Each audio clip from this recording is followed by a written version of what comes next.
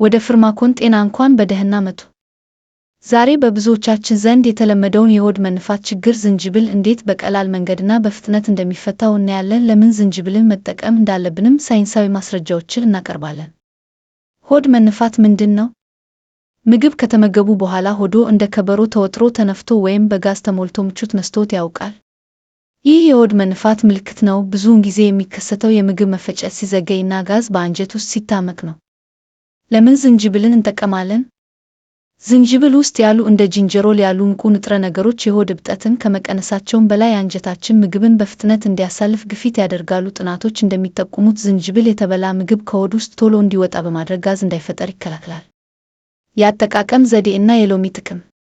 ዝንጅብልና ሎሚ። ዝንጅብልን ከሎሚ ጋር አዋህዶ መጠጣት ድርብ ውጤት ይሰጣል። ሎሚ የሆድ አሲድ እንዲመረት በማገዝ ምግብን ለማድቀቅ ይረዳል።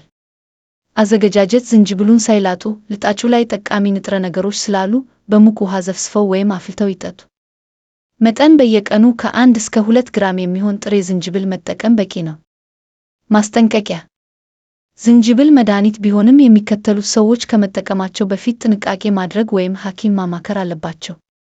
የሐሞት ጠጠር ያለባቸው ሰዎች፣ የደም ማቅጠኛ መድኃኒት የሚወስዱ፣ እርጉዝ ሴቶች መጠኑን ማሳነስ አለባቸው። ማጠቃለያ። የሆድ መንፋት ስሜትን ለማጥፋት ዝንጅብልን በቤትዎ በመሞከር ተፈጥሯዊ እፎይታ ያግኙ። ይህ መረጃ ለሌሎች እንዲደርስ ሼር ያድርጉ። ለተጨማሪ አስተማማኝ የጤና መረጃዎች ፍርማኮን ጤናን ሰብስክራይብ ያድርጉ። ጤና ይስጥልን።